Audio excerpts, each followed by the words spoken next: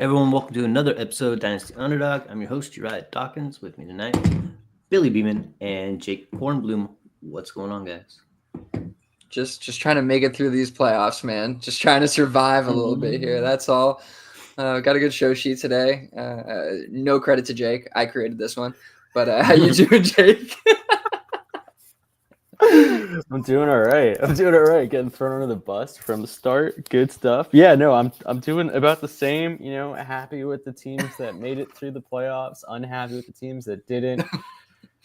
I got fucked in a league that has DST in it, and it was on that last play of the game where Desmond Ritter decided to throw a Hail Mary. He had to, and he threw a pick, and that pick is what decided it. And I was just like, God damn, just go like incomplete touchdown. I'll take that too. Yeah, it's neither. So yeah, that's just don't play leagues with DST. If you're gonna play, I guess play IDP. But yeah, anyway. The DST. I don't know if I play any dynasties with that. I play a couple with the kickers there, and that's manageable, and you don't feel as bad because it's like it's never like a Hail Mary. I mean, I guess sometimes it's like that last second field goal, but it's still you're like, wow, that was a hell of a feat, and they're like trying to do something, not just toss this thing up, and it's like picked or yeah, that's brutal. The DST stuff, you just can't have it, man. You got to get that removed. Just put it to a vote, call it a day. Oh yeah. But yeah, the playoffs are tough this year, man. It's just like, or every year they're tough, but this year it just feels a little bit more random, a little bit more injury ridden. It's probably not, but it just feels that way. Yeah, Amari Cooper scoring 0, Cooper Kupp scoring 0.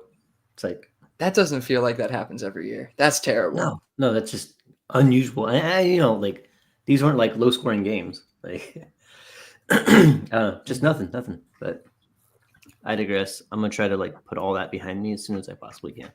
So we'll start with some news and nuts. Yeah, I'm gonna win next week, and then it's fine, right? Look, you look to next year. You learn from the mistakes of this year, and you be better. Just keep going. Yeah, keep donating. All right. So news nonsense. I'm a little under the weather a little bit, but will be good. So we had a shot of Jameson this year. We got to see what Jameis Winston would do there in Cleveland, and it was very fun for us as far as like fantasy goes. Like watching Deshaun Watson just absolutely suck, and then everybody else just sucks around them, and then you're like wondering like, are these even like startable rosterable players? And then Jameis comes in, he's like, hey, someone's down there. Jerry Jeudy on pace to have a really good season, like the best season of his career. David Njoku, all that. But they decide, because Cleveland is so smart, that front office is so bright, they are benching Jameis Winston for the rest of the season, for at least this week. What the hell? If only the players played like this when 4 was behind center, I think it would have just been a different story. Right, yeah. The players are playing. No. Terrible. Oh, dude, yeah, that was a saga, wasn't it? And we're gonna see more of that, I imagine, honestly, next year. But I can't like we're seeing a couple of these benchings. Will Levis is getting benched too, but this one does. I don't know. Like neither of them really feel like your standard benching. It feels more of like end of the season. Let's either save what we have or get a lower draft spot kind of deal like that. Like I just, especially with the Jameis one, like he's throwing interceptions. He's not the best QB ever. He absolutely gives this team the best chance to win over Dorian Thompson-Robinson. Yeah. Guy sounds like a serial killer with the 3 names. He might be. But he might be one day. We'll see. But you heard it here first. Listen, with this quarterback room, you never know. That's that said, I just don't get this one other than the fact that they're trying to lose games. And I guess my biggest question, I guess, heading out of this season and I guess away from Jameis Winston right now is there's 2 questions. Is he going to be the starter next year? But is Jerry Jeudy a product of Jameis? I think so. I think he's absolutely a product of, I guess, conditions, you could say. There's definitely something underlying there with regards to how a lot of the games actually went while Jameis was playing. They were competitive, but I wouldn't say that they were an overly competitive team. There were definitely multiple touchdown gaps at multiple stages of the game. I do think that tend to align better for wide receivers to end up breaking out and have relatively consistently good games. With that being said, he was getting open. So like you can't change that at the end of the day, but I do think that this is probably more so conditional than it is just outright, phenomenal play by Jerry Jeudy. Yeah. I think he's done a pretty good job getting open, but I mean, honestly, I think this is his first like really, really healthy year too. So, dude hasn't been really healthy. He's got weird knees. Like, I don't know. Anyways, yeah, it kind of sucks. Like that era for us, that whole weird like, knees. he does some weird stuff. He has like horse legs. They're very thin and they kind of They- bend like inward. They're a little they bend bow-legged funny kind of when thing. he does Yeah. stuff. But I don't know. They do weird. I love they do it. weird stuff. No, it's good. It's good. But yeah, it's kind of an end of an era for us as far as like, hey, this is fun, and we know Jameis is like it's great for fantasy as far as like down there, YOLO, he's gonna throw the ball, so that's gone. I think probably Jerry Jeudy sees a big drop off the rest of the season.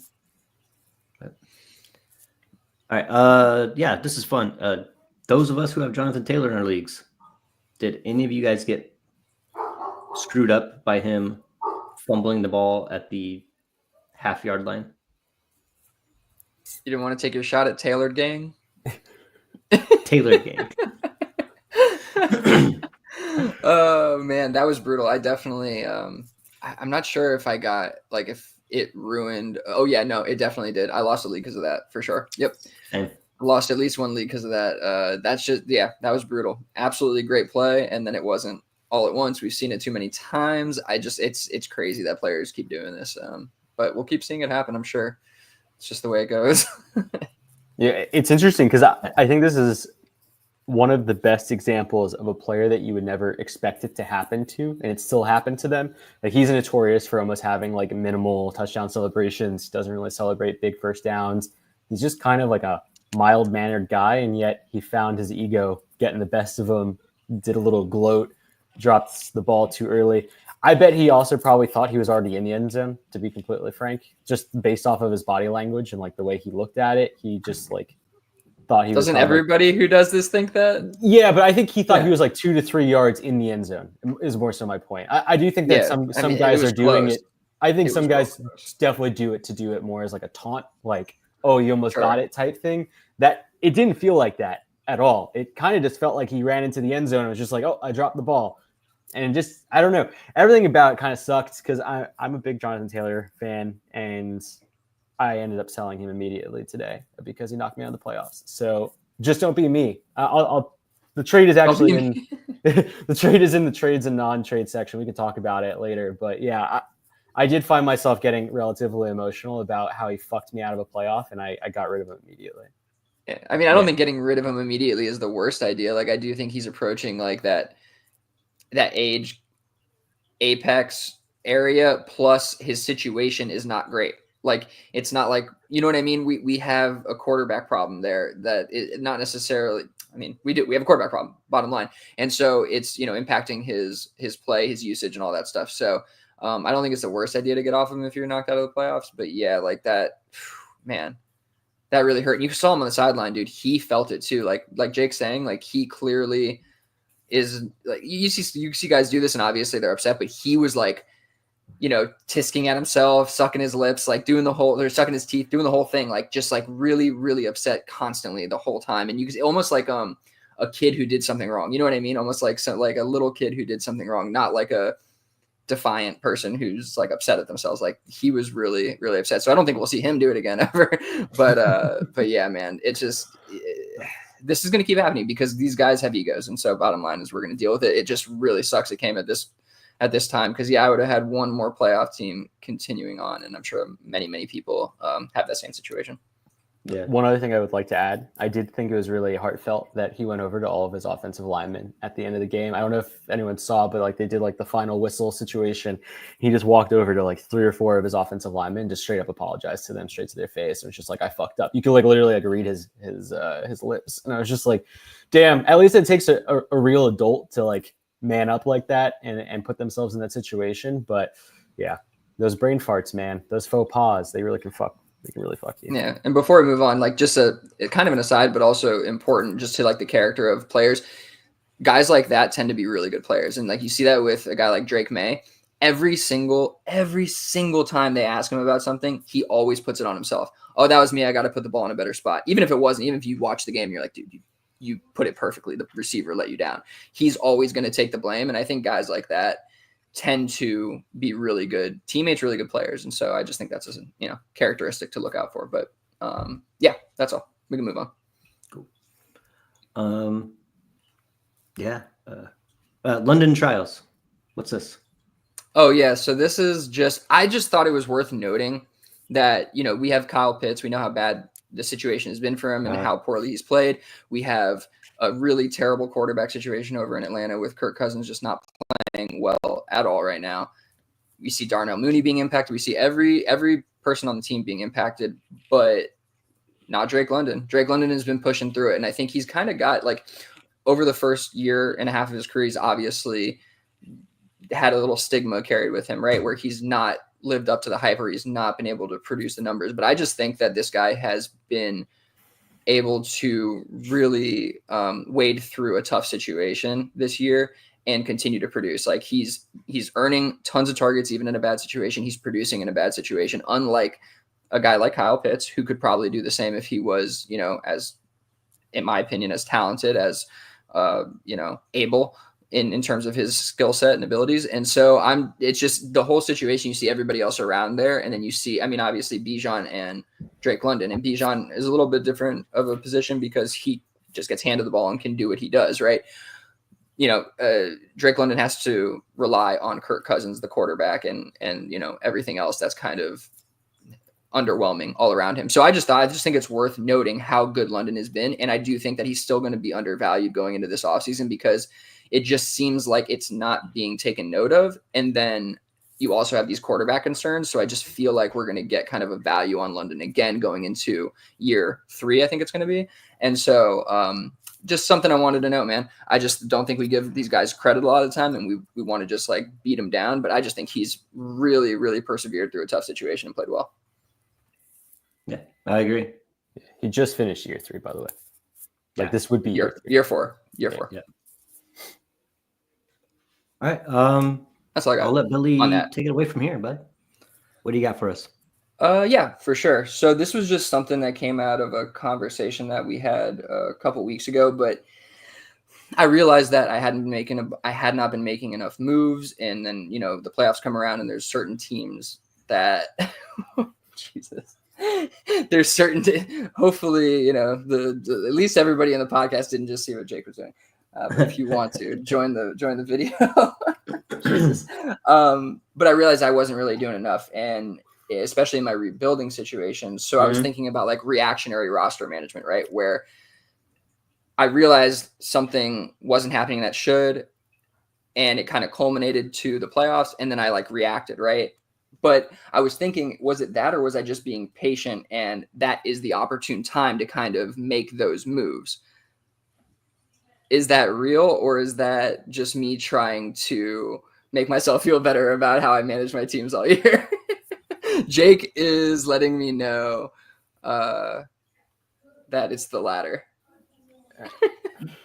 Yeah, I mean, I'll back you up here just a little bit. Like, I mean, it's a whole lot easier to start fixing a roster the way you want it when it comes to be this time of year, because like folks know they're in, folks know they're out, and everybody's trying to trade. Like, just like the market is more available, so it might be a lot easier to try to make those moves probably later than you should, but it's easier, right? It's easier to make those moves. So I find myself doing the same thing. And I mean, it's kind of a cop out in a way. Like you should be trying to do that all season long and try to like look ahead to try to fix an ugly roster, or if it's a rebuilding roster, like you should be doing that the whole time. But just to not poo-poo on you, it's something I do too. Just it's a lot easier to make those moves when people are positioning for playoffs, right? Or trying to get themselves down. Like either way, it's just a lot easier. So maybe it wasn't just you. Like it takes 2 to tango, right? So maybe you found that it's easier to get something done this time of year.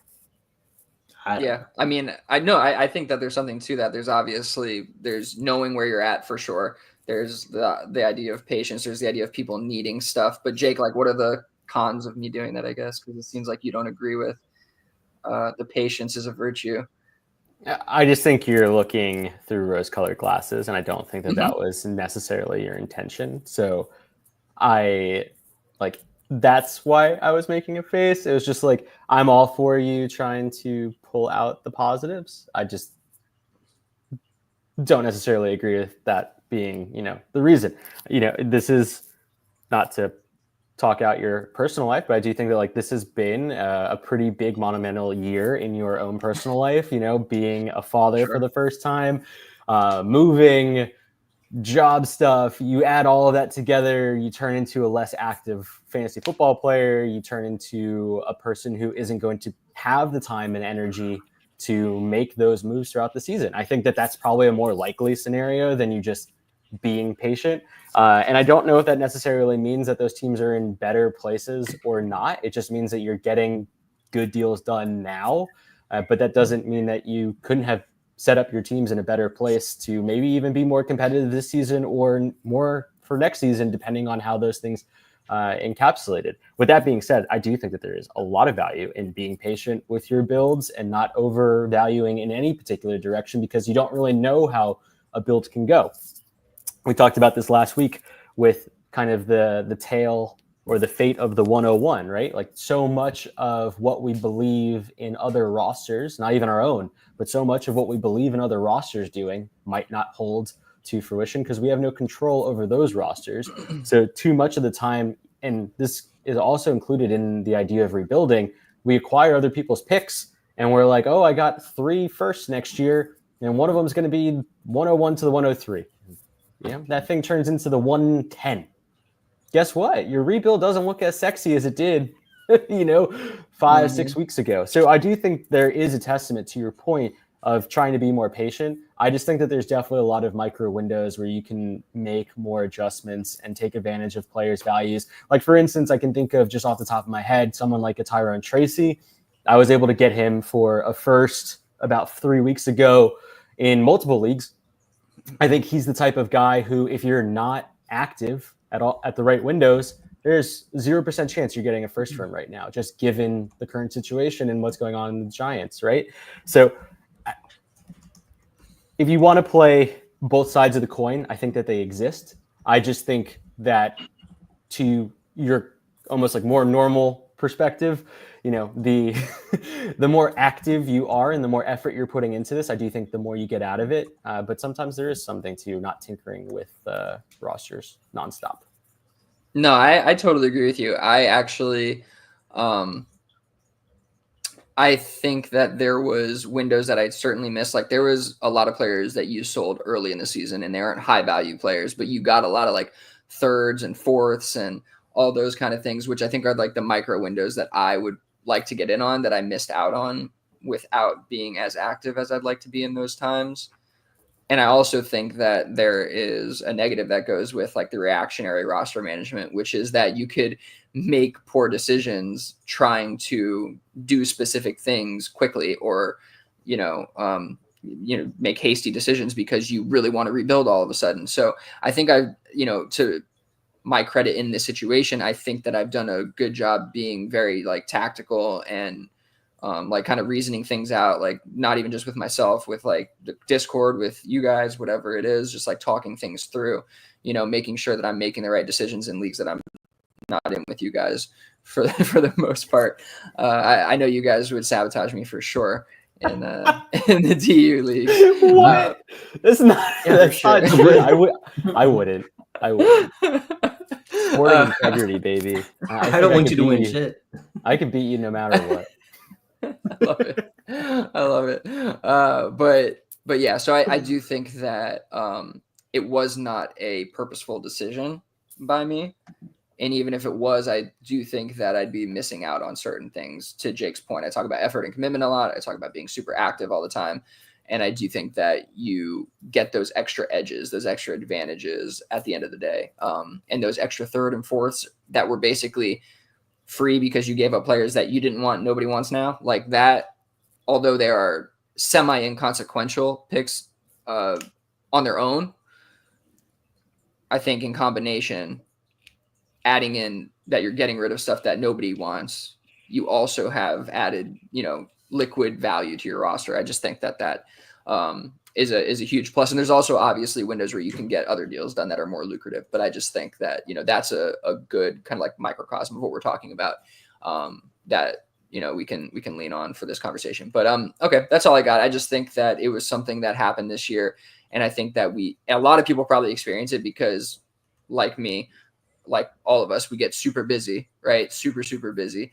And then you look at your roster, like, oh shit, I need to do something. And then you react. But it's like, try to take a step back and like talk to people about the moves you're making if possible, because I promise you some of those moves are going to be not in your best interest because you're just getting ahead of yourself, and using a term from last time, getting over your skis, on kind of what the strategy is supposed to be here and what you're trying to do. So that's all I got. Unless you guys got anything else, we can move on. I sent a third for Ritter so I could have a quarterback in my super flex spot, and yeah, that worked out really good. That's a decision, You could have gotten Mac Jones probably for the same price. Yeah, it would have been about the same value, I think. But yeah, I mean, would have gotten you 19 points. Yeah, true. The only thing I will say, and to, I guess, both of the points just now, is like, I don't know necessarily if those thirds and fourths are truly inconsequential. Like, I do think that, and I know that's not what you meant. I just mean, for the sake of us being here in our little echo chamber and just like knowing that other people are listening to us, I just want to say that like the effort that you put into those picks also comes out and shows face, right? Like the fact that you turn that third into a Jalen McMillan that you can now probably turn into a second, or potentially moving up even into a first going into next year. Those are the edges, the Bucky Irvings. I think I acquired 3 or 4 shares of Bucky Irving because he dropped into the 4th last year. Same thing with Tyrone Tracy. I think I actually acquired Tyrone Tracy twice off of free agency off of waivers post rookie drafts. Like, there are definitely windows for you to be able to do those things. And I think that's kind of where I see the necessity of putting in that effort early on in the season. To your point, Billy, I'm not trying to discredit it. It's just, I do think it's really important to think of those small, I guess, wins as pretty consequential when you start looking into the future state of your team too. So that's all. No, I mean, I do definitely agree with that, but I think you're right. Like that, what you mentioned is a great different example of like reactionary roster management, right? Where it's like you're sending a third for a player that you need for the playoffs, where I was talking more about like rebuilding, but it's the same thing. But I think that's like the thing we need to get away from is like reacting like that, because this as much as I know this, because we talked about it on here a bunch. Like those back end quarterbacks rarely make a difference in your lineup. You know what I mean? You may as well have thrown in Tim Patrick or whatever you had on your bench. Him or MVS. Yeah, which again, both probably could have easily scored the same amount of points. But I just, I'm not trying to like bash you or anything. I'm trying to just put more context into the conversation. I just think that that's another really good example of like how we do that to ourselves. So be careful with that. Be careful with the reactionary roster management. It is a real thing. Okay, now we're going to move on.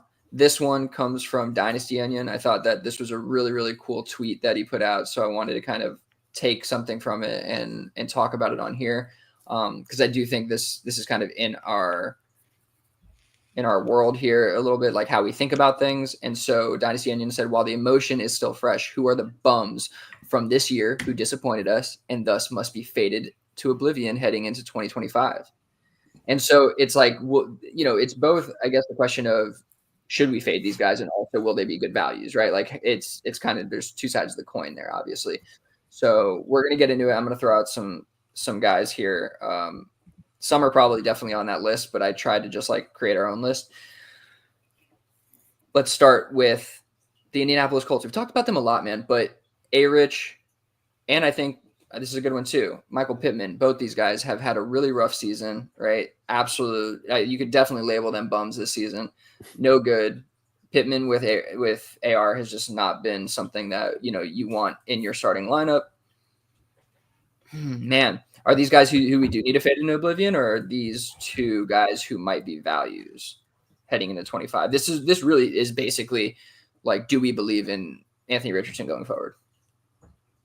I'll keep it sweet. Like the shares I have, I think I'm gonna hold on to just to see. But in no way am I looking like, oh, there's some value dip for there, so like I'm gonna pounce on that. Like I'm not doing that. I'm scared as hell for Anthony Richardson's future, but I am also glass half full with hoping that he could turn things around. If something comes my way, I'll move off of him, but I'm absolutely not adding any more shares.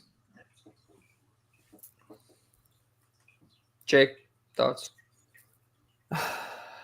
I think I probably lean to trying to acquire Pittman, even with AR being there, just because I think his value will be basically a dead bedroom in the offseason. And I don't expect them to make any quarterback moves, but I do think I could probably acquire him at a price that I'll find palatable. I don't feel the same about AR. I think that the people who own him, to Uriah's point, are either believers or they spent too much into him and don't want to get off at the price that most of the market's willing to sell at. So I'm probably not even going to instigate those conversations unless I can, maybe get off of like an older quarterback that seems more stable and like maybe like an early second or something in that ballpark. But otherwise, I'm not going to send anything that's, usable, like super usable long term. So you're fading this whole situation essentially. I mean, obviously Michael Pittman's a little different because I do think that there's a realistic world where he either is on the same team with a different quarterback or he's just on a different team, right? And both those things are probably better for his dynasty value. So I do think it's like, I wouldn't mind buying low. I've bought low. We talked about it last week a little bit. But yeah, I mean, I'm kind of with you more so though, because I have enough AR. I don't want to like get into many more AR. I do think if I didn't have any, I wouldn't mind like testing the market and getting a share or two, on a rebuilder, like where you don't have to spend too much. I think you could like make it work. And so I'm kind of like in the middle, I guess, but it's not great. We have a comment here. Marvin Harrison Jr. will probably be a value next season, but I do question his ultimate ceiling. Yeah, I totally agree with this. He's had a pretty underwhelming year, especially in comparison to, the Malik Neighbors of the world and even Brian Thomas Jr., like those kind of guys. Mm-hmm. And so this is similar to Michael Pittman, to be honest with you. It's a little bit of a quarterback issue because Kyler is just not the stand in the pocket guy who's going to get the ball where Marv needs it all the time. And it's a little bit of Marv needing to develop his overall game, right? He's just been more of like a downfield threat kind of player. And I think over time, Marvin Harrison will definitely get right. But I think short term, like early career, it's going to be kind of a slog as we go through it. So I think there's going to be some windows to buy into him. It'll be this offseason, but there'll probably also be windows going to next season. To me, like if Kyler and him are still together and Trey McBride and like the whole cast of characters are back, I don't know how anything really changes. It's going to be the same song and dance. Kyler has not changed his MO in years. I've been trying to get in, but it seems pretty there's challenging. Some comparisons to. Hi. I just said there's some comparisons to like CeeDee Lamb's rookie year too. I saw someone mention that, and I was like, that's absolutely right. I remember CeeDee Lamb's rookie year was kind of underwhelming. I think it might have statistically end up being a little bit better in Marvin Harrison Jr.'s rookie year. But thing is, he's a very talented wide receiver. We all know that. You guys obviously know that because you watched the film. It's not something I'd panic on, but the commenter he made a good point that I think there will be a chance to possibly buy low on him, and I would not give up on him early. Yeah, the only thing I was going to add is that I've also found it really hard to get in on him as well. Given, I think most people who drafted him ahead of Malik Neighbors. I almost feel like it's almost like an ego thing at this point where it's like, I can't give up on the guy that I invested so highly in. I do think that the second portion of Timothy's question, though, is actually really interesting. Just like questioning his ultimate ceiling and what that looks like on either an annual or even like a weekly points per game window. I don't really know how to answer that. I think it is technically capped by Kyler as a whole. I just don't find that Kyler's game really allows for like true wide receiver one numbers that you're looking for at that price point. And so I would be looking elsewhere if I could, in similar profiles that are significantly cheaper and maybe even tearing down and just trying to add a first onto them. Because I don't know if that's really Marv's game in that short window that he's going to be with Kyler, because we don't know how long that window is going to be. So I guess it's really dependent on whether or not they win games or not in Arizona. And as of right now, it's exactly what it's always been under Kyler, unfortunately, kind of just mid. Yeah, and like it's a good. The ceiling part of this question is a great question, because we're looking at Marvin Harrison right now, wide receiver 8 in Dynasty. Like if we're thinking about this, Brian Thomas Jr., Drake London, AJ Brown behind him, Jackson Smith and Jigba behind him. Like you might want all of those guys over him. And if you could tear down to like AJ Brown because of like age and get something back, like Jake's talking about, probably not getting a first back or anything like that, but like that, or I'm thinking Jackson Smith and Jigba is like a really interesting option there. And I'm just shocked looking at KTC. Lad McConkey is wide receiver 14, which just seems that's crazy. What? Like That's wide nuts. receiver 14, Yeah. bro. It's insane. Like, yeah, no, that's crazy. So yeah, I think that Marv still might be a little overvalued by the community. Might be able to tear down. Might be the best option. Okay. Will Levis.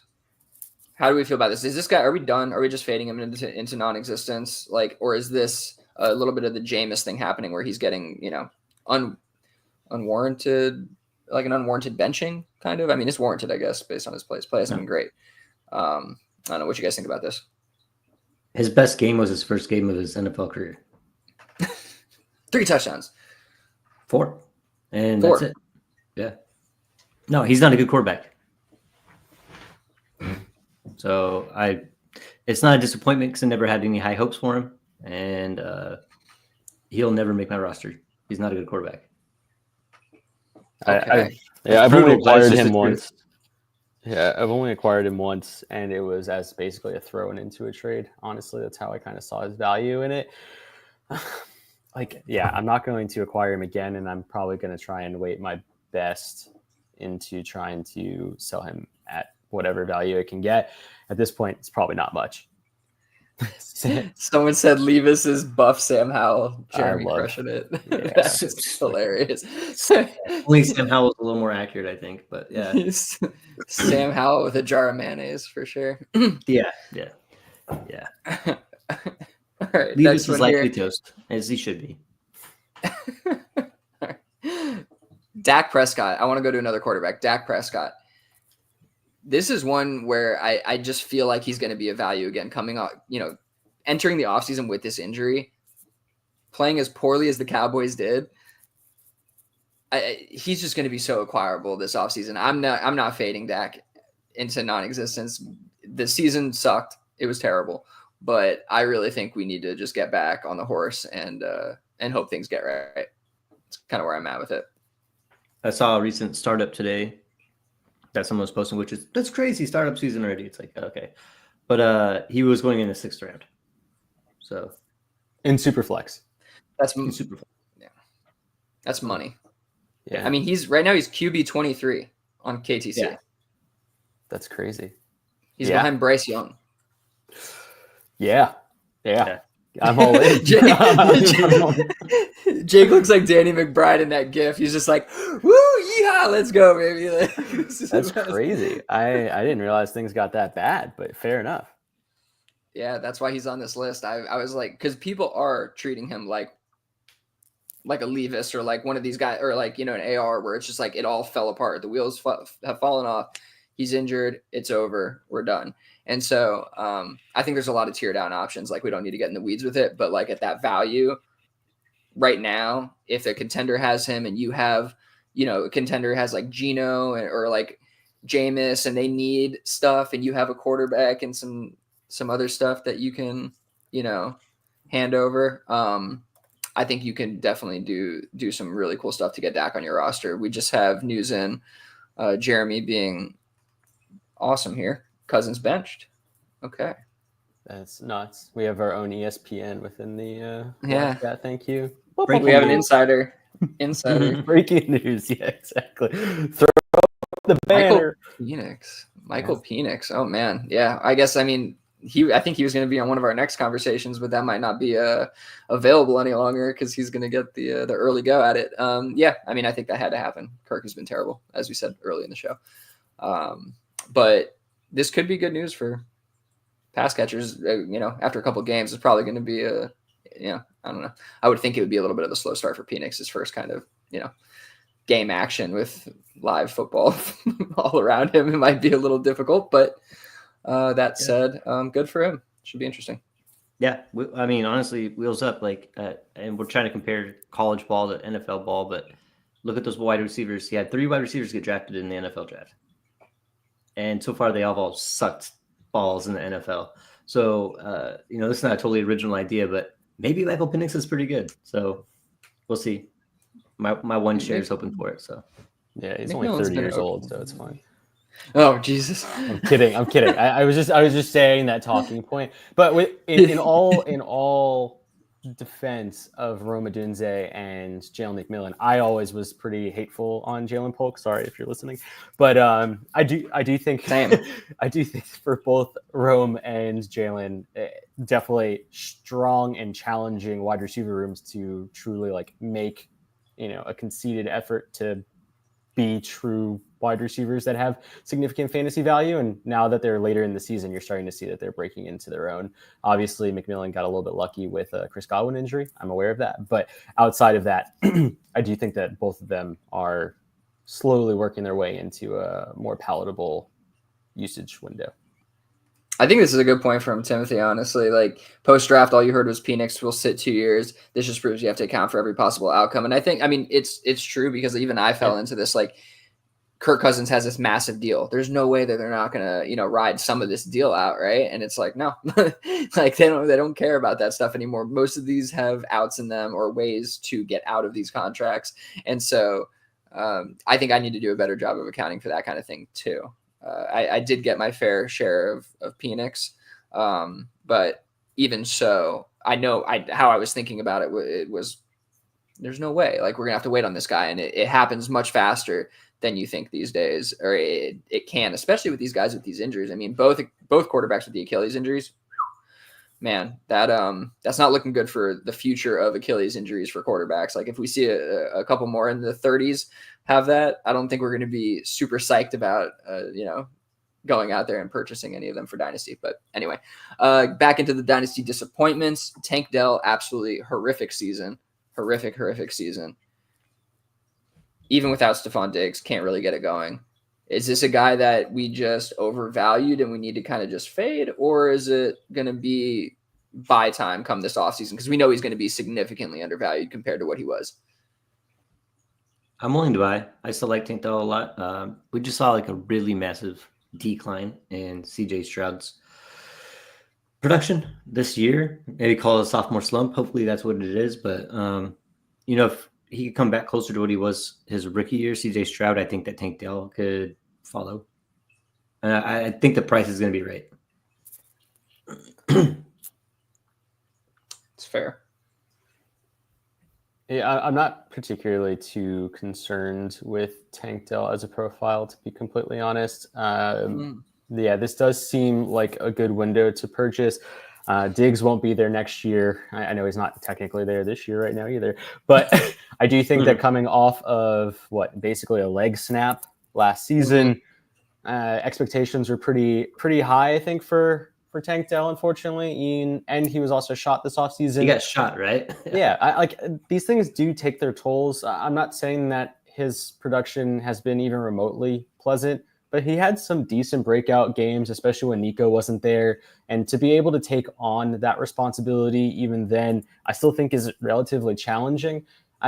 I've also been hearing a lot about the whole Stroud isn't performing particularly well either conversation. I don't really necessarily agree with that either. I think that the running game is significantly more impacting their offense in general. You're seeing Mixon's usage significantly higher than you ever saw Dameon Pierce or Devin Singletary last season. So, like, all in all, I think it's just the offense is moving in a direction where it's trying to actually win football games. And they saw that last year things kind of petered out towards the end of the season. I find that they're a little bit more successful doing everything this year rather than only being good in the air. So that's kind of where I see the Texans moving forward. They'll probably fill in a wide receiver 3 position more than they'll probably try and take away Tank Dell's role, is kind of the way I see it. But maybe I'm wrong. I hope not. What about you, Billy?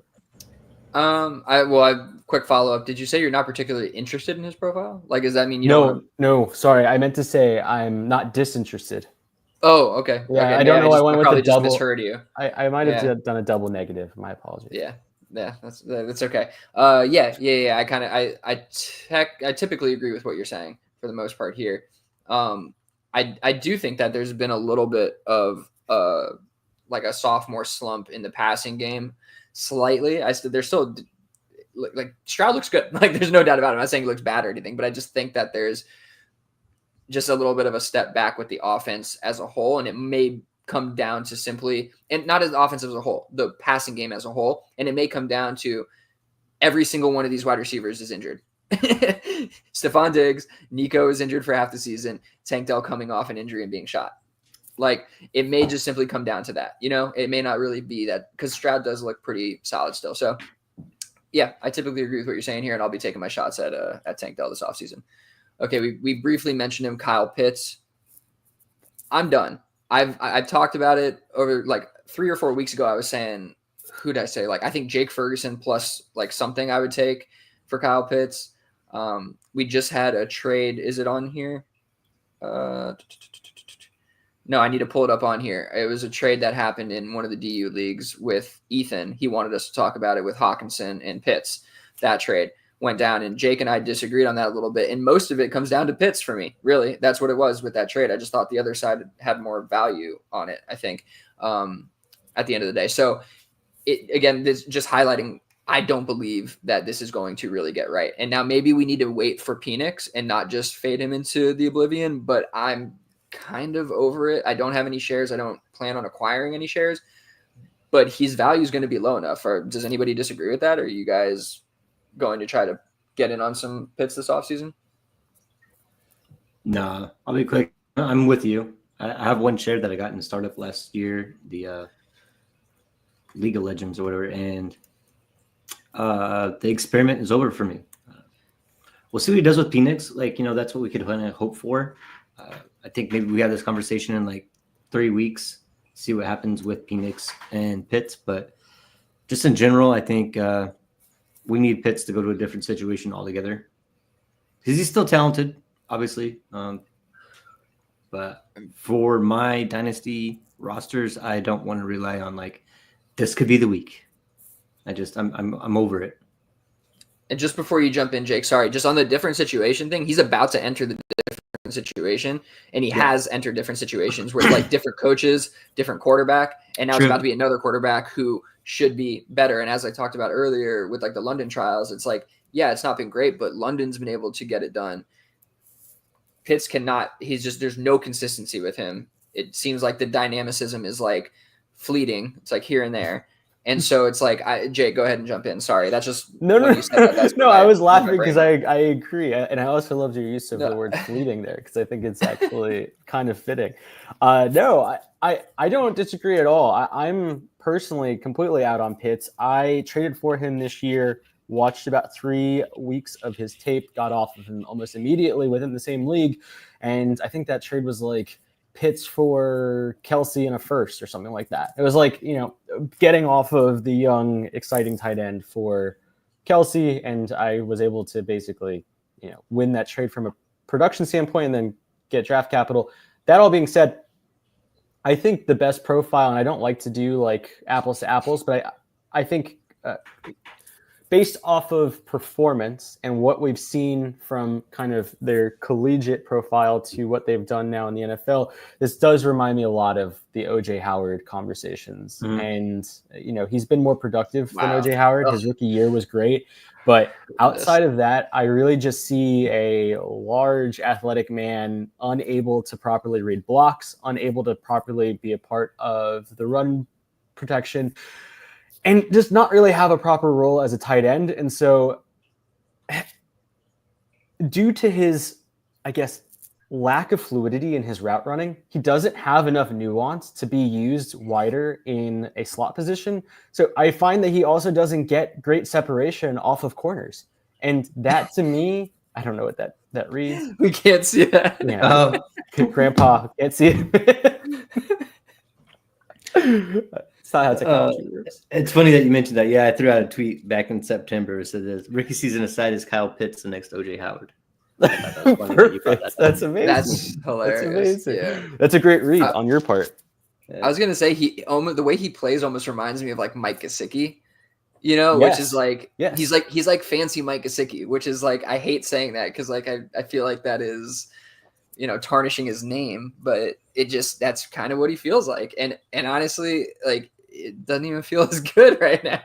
Like if he was in Cincinnati, I feel like we'd see a lot of the same thing from like Gesicki and him. You know what I mean? I feel like it'd be a lot of the same thing. Because like, again, what Jake is saying is so paramount. It's so important. He does not play the tight end position. He doesn't. Not traditionally like anybody else in this league plays tight end position. He's not, you know, he's not hand in the dirt, blocking people, shedding blocks, getting out. Like he doesn't do the stuff that gets you easy targets. So it's just, it's not there for us. I don't see it. Let's move on. Deebo Samuel has had a hellish season at the end of the year with a pretty good situation, to be honest. No Brandon Ayuk. He could have just taken over.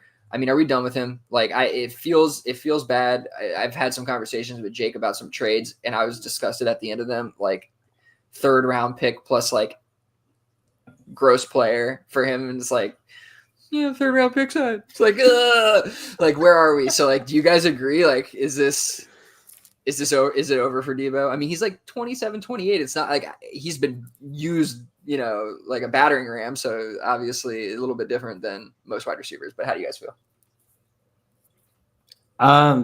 If I own him, I'm not over him, but I'm not trying to get him. Like, I know it's a cop out, but like the talent's still there, and things could change. Like, he doesn't just like all of a sudden suck, does he? Maybe he does. Maybe he does. That's what happens with some of these guys. But if it's like 3rd and some change, I'm not moving off of him. Right. Yeah, I can't do it. Are you moving off him, Jake, for 3rd and change? What if I told you Deebo Samuel was never good? Oh God, I don't buy it. Oh, I 100% buy it. Honestly, I would stick my fucking face into dirt and tell God all the way down in there, and then scream up at the top of a mountain. I've always been off of Deebo Samuel. I don't think I've ever owned a single share in redraft, in dynasty, in keeper. I have always been against him because I don't believe that he is a traditional football player, as terrible as that sounds. And I don't think that players like this, same thing with like the Jaden Reed usage, when players get almost like gadgeted into offenses and then the offenses get sniffed out, like we have found that it's not even like a physical issue for him, in my opinion. I think it's literally that he just doesn't have the ability to break through his singular roles. And I think Shanahan was a perfect person for him to play under because he was able to take advantage of a lot of his physical traits, but I don't think that he's necessarily a great football player, in my personal opinion. That's interesting. So much blasphemy that Uriah had to leave the show. He's done. He's like, I just can't. No, I mean, I'm not like some like Deebo truther or anything like that. I don't have a ton of shares of him, but I do think that he's a pretty quality player. I think he doesn't run the best routes or anything, but he is amazing with the ball in his hands, and I think he is a pretty decent player. So I guess I disagree with you on that part of it. That said, yeah, I guess I'm kind of with Uriah. If I roster him, I'm not giving him up for a 3rd plus, which you didn't answer either, Jake. But yes. Would you give up? You would take the 3rd? Yeah, I wouldn't own him. Is more so my point. I would never have bought in to begin with. He'd be a throw. That's a cop out. It's not a I wouldn't cop-out. even own him. No, so like, I don't for give it. a shit. Get him off my team. I don't personally see a lot of value in him personally. I think he's gonna have. I think he's going to have a rebound that gets him back to at least Where? like second round value. In San Francisco? I don't think so. Oh, I don't. It doesn't need to be in San Francisco. I think he does. That's my point. This is the difference. Yeah, I don't agree. Yeah, that's the difference. Okay, that's fair. All right. Well, I would probably get him for a third. I'd probably, depending on the player I'm sending with him. Like, was the discussion like a third in Marshawn Lloyd? Is that what it was? It might have been. If that's what it was. Yeah, now you're rethinking the. Marshawn Lloyd doesn't sound very appealing as of the player. Is that a player? That's a bench spot being taken up. Shout out Tommy Blair. But like, yeah, I don't believe in that. Oh, now get him off my roster. Switched up a little bit here, didn't it? All right. Give me 2/3 if that's what you're saying. Like, Marshawn Lloyd is. That's a fall far from grace. That is a fall far from grace. Yeah, I think at the very least. Yeah. Sorry. Go ahead. No, I was just gonna say I completely understand from like a productive fantasy production standpoint that he has a lot of value, and I completely get it. I just personally don't find profiles like his exciting, and I do think that is something that kind of differentiates me from a lot of people I play with, and not in a good or bad way. But it just gets me off of profiles like this. And when I see players that are used similarly to him, I get the fuck away from them as fast as possible. That's fair. I think that he's going to, at the very least, get a big boost from going to a team and being the wide receiver 1, wide receiver 2, like 1A, 1B or whatever. And so I wonder if that alone is like enough to just hold him and be patient. I think he's a profile that you can be a little patient with personally. That's fair. Where I'll leave it. That's a really good point. I'm forever calling Kyle Pitts fancy Mike Gesicki. Love it, as you should, AJ. And you agree with the dog. I'll be the dog. All right, cool. Talk about the biggest cop out. That's the biggest cop out. Oh my God, Murphy, shut up, bro. All right. Moving on, Amari Cooper, he's put up some absolutely atrocious numbers. I mean, this is like worse than Deebo Samuel in terms of production-wise the last couple of weeks since he's joined the Buffalo Bills. I don't even know what to say. What do you guys think? Like, this is just so bad. Like, are we done with this guy? I'm out. Out? You think he's done?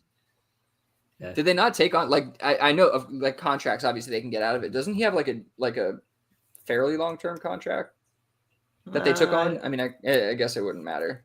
It doesn't really matter. I don't care if he's 100% healthy next year. And it just, I don't know. It's falling off. Look, this is one of those things that like I typically think don't mean anything. But if you look at he doesn't have a contract. I was wrong. No contract. Amari Cooper's play in cold weather. It's not good. He's for the time that he was in Dallas, like there's a lot of times where he was quote unquote injured, and during the cold games, like I don't think he's built for it, man. I think if he went to Miami, maybe. It seems silly, but yeah, like this is not somebody. If I have a share, I'm holding him because he's not really gonna get value back that I want. But I'm not gonna add anymore. I'm saying that with like a lot of these guys, to be honest with you. But I think it's dependent on landing spot for me and what type of offense he goes into. I can see him rebounding relatively well from a fantasy production standpoint in the right offense. I don't think he's just fallen off physically. He looked totally fine on tape in Cleveland, in my opinion. And then he looked fine in the first 2 weeks in Buffalo, and then usage just kind of got the best of him. I think Joe Brady saw that he doesn't really fulfill a lot of the different types of routes that he's looking for out of his wide receivers. And like, just watch the Buffalo Bills. Like, they're not, I don't know, they're just not a feasible team in the grounding and history of this sport. They just have a player who is just so different than anything we've ever seen. And he can just do things that a lot of other players can't. And I know it sounds like a cop-out, but I just don't think that they need traditional wide receivers. So you have basically a guy who can only run a fly in Keon Coleman. You just throw him up there as a big physical presence, and then you just have a bunch of like relatively speedy slot runners in Curtis Samuel and Khalil Shakir, and then you run basically a short little dig with Kincaid or Knox or even James Cook or even Ray Davis, and you have enough there shallow that Josh Allen will basically toss to him. And if you have anything long, you want it to be big and kind of bulky, like a Keon Coleman. They should have gotten Johnny Wilson too while they're at it. And then basically that's their entire offense. They don't need Amari Cooper. Amari Cooper doesn't play well in their offense, I guess, is more so my point. I'm not really that concerned about Amari Cooper. Yeah, I think it's good to think about him versus Stephon Diggs, right?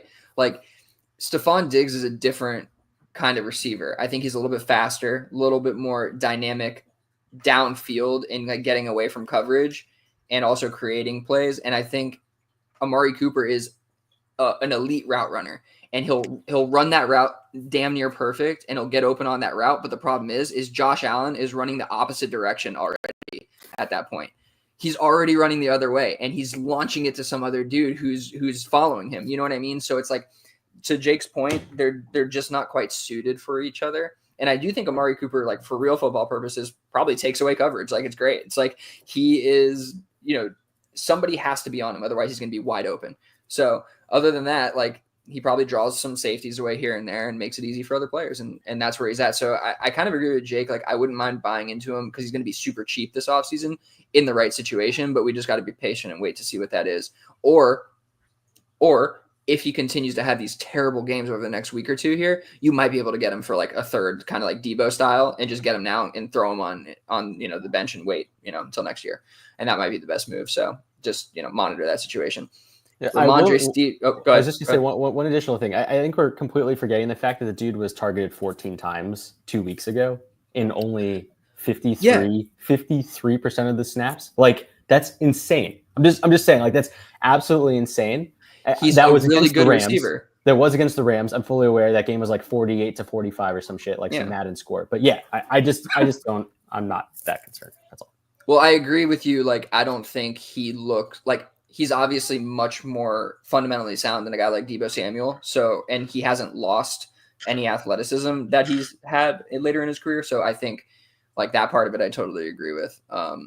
And that's going to show out in some weeks with Josh Allen. It's just, they don't need to. Josh Allen doesn't play that way all the time, so he doesn't need to do that. And that's, you're going to be getting consistent stuff. Actually, we talked about this with Josh Allen for years. The way that Josh Allen plays, you are going to get inconsistent volume to the receiving core. And that's the problem with the tight ends on this team that we've always disliked, is that it just, first of all, there's two of them, but also you're just not going to get that consistent volume. And both of them are basically the same. But all right, Ramondre Stevenson for the Patriots. This guy has had a pretty terrible season. They've had a pretty terrible season. Anybody have any interest going into 2025 as the Patriots try to rebuild this team?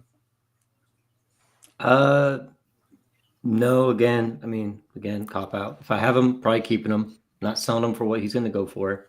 Did he get an extension contract, I think, this year? Yeah, they signed him like 3 years, so there's like 20 million. So there's a little bit of like insulation for the owners there, but he's not really a player that I see that any contender or rebuilder should be out going. Just one of those guys that you just kind of like have, which may in itself not be like a good strategy or whatever, but like you don't want to take any losses and you just try to hope that he has a bounce back season. If you already roster him, if you don't roster him, there's absolutely no reason really to go get him. I don't think. Not worth the risk. I think it's worth the risk. I think the price is getting to a point. I just think the price is getting to a point where it's super cheap, right? Like you sold him to me for 2/3, dude. Like I am more than happy accepting that price. And I'm not saying it like in a rude way. I'm glad you're happy with it. He's Uriah's Debo, all right? Like, come on. Yeah, which is totally fine. I'm not saying like I don't think I like scammed you. I don't think like I got like some crazy deal or anything. I just think for that price, I get decent enough points per game. He's a good backup running back for me. And at the same point in time, I do think that if this offense gets realistically 1 to 2 additional weapons and helps the offensive line just even a little bit, because it's fucking terrible right now, like there should be a relatively big pivot in how this offense performs. Whether or not he's only seeing like 55 to 60% snap share next year is probably the reality. I'm not expecting a ton, but if I take those 2/3 and turn into a second, I think that that's a good deal for me. And I think that's probably a likely path for a 26-year-old running back. I don't think that seems too unreasonable. Yeah. The Patriots have one offensive lineman that would start on any of the other teams in this league. It's that bad. So it really can only go up if this, if the coaching staff and, the football operations aren't negligent with this team in this draft in this offseason. It should get better. I think I'm with Jake on this one. I mean, especially at 2/3, like I'm in on Stevenson there. I wonder if that's a price that can consistently, you can consistently acquire him this offseason, but honestly, it might be. He's had such a bad year. Like Antonio Gibson is outplaying him. And I think part of it is scheme related. And that's either going to get altered going into next year, or they're going to change the offensive coordinator, which I don't love either for Drake May, but something's got to give there. This offense is not sophisticated enough for the NFL. Moving on. Cedric Tillman. He had like an electric few weeks and then just disappeared. Is this a guy that we are interested in getting in on this offseason, or was this just a flash in the pan? We're done. Flash in the pan. I was never really buying in on him myself. And I think Jake was higher on him than I was. But yeah, I mean, I don't want to get too worried. I think he's just like an average wide receiver 3 on a team. And those guys will have weeks that like, oh man, like look at this guy, 8 targets, 7 catches, 108 yards and a touchdown. And they might do that 2 out of 3 weeks and just never see him again. His draft stock isn't high enough that the team has to be beholden to him for anything. And that team itself is going to have to make some decisions, to say the least, if they want to be competitive all next year. That's just a situation I'm just going to stay away from altogether. Yeah, I'm not interested in Cedric Tillman. I never liked him personally. I think I have 1 share left in Console Wars, and I tried trading him during that little window. Failed miserably. I was looking for like a fucking third, excuse my language, and that wasn't enticing to most people, which was crazy. So yeah, I don't know. I don't think that there's any luck for me to ever get anything for him, and he'll probably get dropped back into waiver oblivion in a couple of weeks when I'm trying to clear out my roster for next year. But yeah. Third, yep. Wow. That's a right. shocker. I thought a third would have been totally suffice after a couple of those games that he had, but fair enough. Those people are smart. Well, some of them. There's some fucking fools in that league, but it's okay. Oh my goodness. All right, we're gonna finish off the Dynasty Disappointments with what has to be one of the most disappointing Dynasty assets in 2024. Deontay Johnson. He goes from being mediocre / okay in Carolina to a much better situation on paper that is Baltimore, and does absolutely nothing. I don't buy that this is where it ends for Deontay. And so No. I think getting in somewhere between now and end of off season is just good business by anybody. Like if you can go acquire him for anything less than a 2nd round pick, I think it's worth it. No, I mean, I'd agree that. Well, yeah, but like I do the guys that think we just talked about. Go ahead, Uriah. I thought, Deontay Johnson, Dak, and Tank Dell are kind of the 3 here that's like, I don't think they're over, but I think that they're going to be very cheap. What happened? We have no idea. The way that Deontay Johnson's quote-unquote career went after he went to Baltimore, we don't know all the facts behind what exactly was taking place there. But we do know Deontay Johnson's a good wide receiver. When he was with Carolina, Bryce Young was not playing his best. And then he had Andy Dalton. It was not a good situation. Like nobody's been in Carolina and was like, yeah, this is great. Like my career's just gotten better. Like look at Baker Mayfield, like how bad he sucked when he's in Carolina. Now look at him. So it's Carolina has a lot of issues there, but it's going to be kind of something I'm going to contradict myself on later. But I still think Deontay Johnson has a couple of years left. He could be a pretty good producer. Yeah. I definitely agree with that. Jake, you scoffed at my less than a second. Like, Yeah, who's paying a second for him right now? No. You know what I I'm mean? scoffing at it because I think you could easily get him for a fucking third. Like I just don't. Yeah, okay. I think like right now there's someone who is sitting with literally a dead asset on their team, and they're saying to themselves, "I can get a third for a dude who's not even getting like he's not even dressing up. He's suspended from the team. Like that doesn't look good for me. Like I don't think a lot of people are going to be patient with a 29-year-old wide receiver. So like." Yeah, even the idea of a second, I just think sounds crazy. Like, yeah, of course, I would 100% like sell and buy at that price, realistically, depending on my team build. To be completely honest, like there are certain builds where I have just too many wide receivers. I would 100% sell Deontay Johnson for a third, and there are also other builds where I will happily acquire Deontay Johnson for a third. I think that deal easily gets done. I would even try a 2/4, honestly. I think you could probably get something like that done. There are people probably so fed up with him and have no faith. I'm much more patient than you.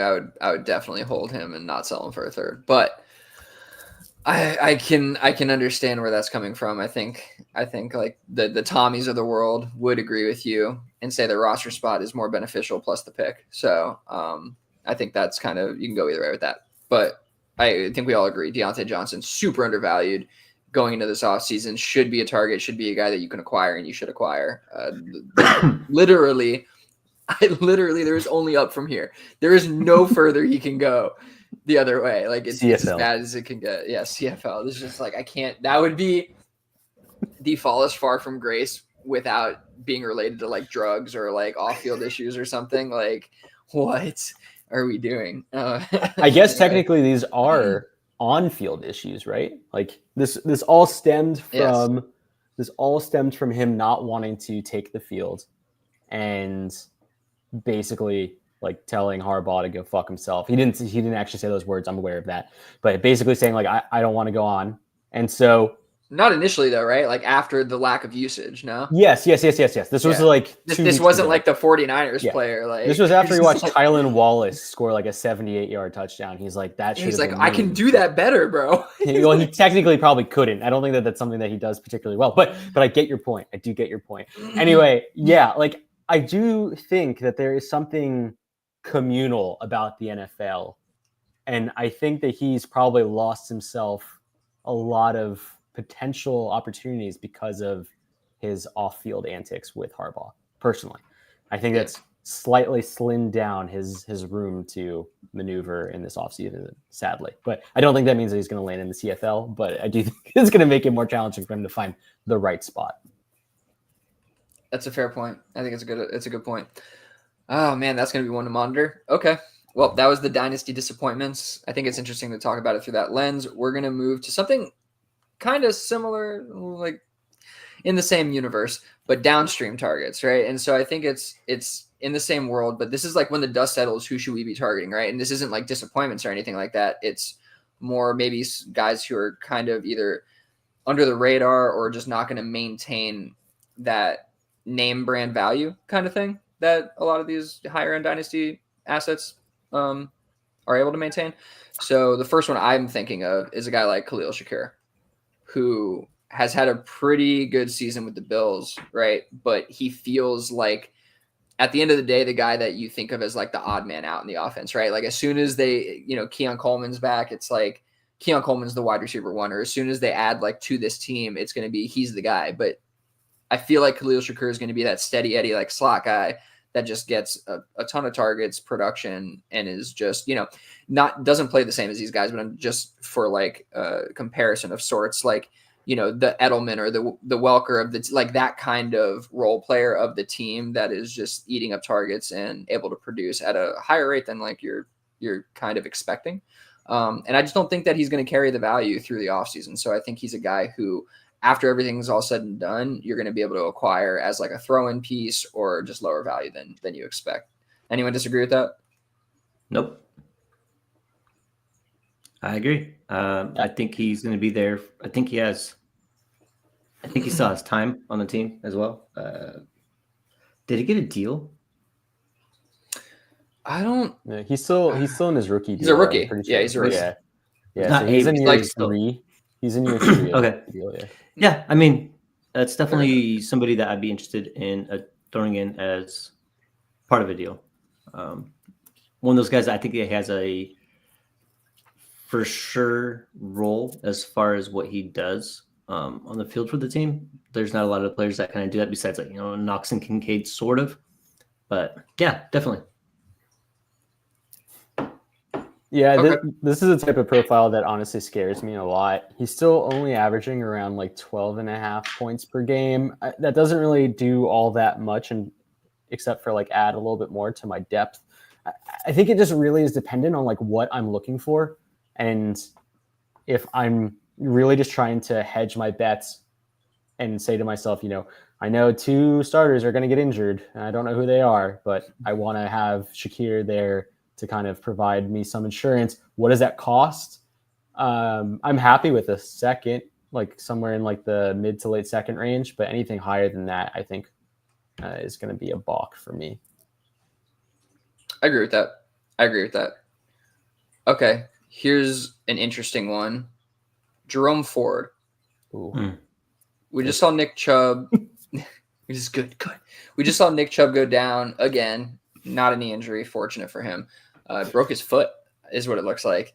Mm-hmm. Sucks. But this is going to put Jerome Ford, right in the driver's seat for the backfield. Unfortunately, he's going to have to do that with DTR and not a true NFL offense. But he's still like, I think this whole situation at the end of the day is going to make it again where like throughout the offseason, he becomes a little bit more like forgotten once the dust settles and everything.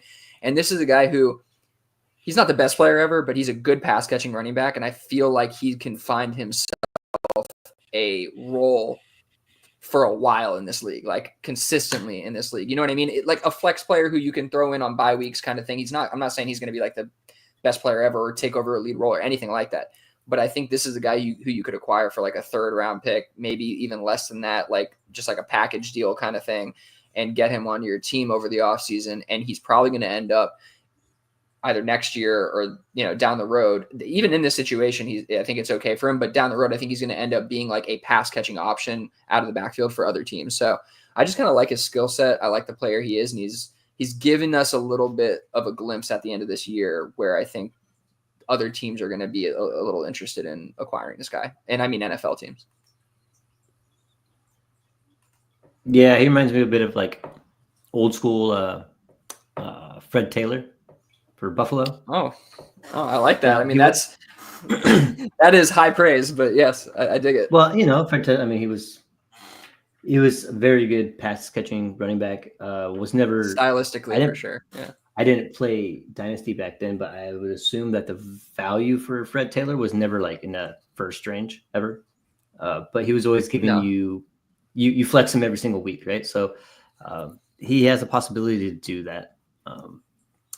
Yeah, he's another guy that if I'm making a move, I think I'd like to have as a throw-in. I think it'd be fine. I don't see a situation where Jerome Ford is like 60% carries for the team next year. But I think he's a guy that could come in, play 40% of the snaps and see 3 to 4 targets a game. Just a guy that you could kind of confidently just put in a flex and set it and forget it. It'd be interesting to see what happens the next few weeks with DTR. It will. Jake, any thoughts to add? No, I'm still really caught off guard by that Fred Taylor comment. But outside, like Fred Taylor, because he was such a good player at the end of the day. He was a 7 or 8 time 1,000-yard rusher. Like he was definitely. Did he rush for that many? Yeah. He was. I don't remember that. Dude, he was exceptional.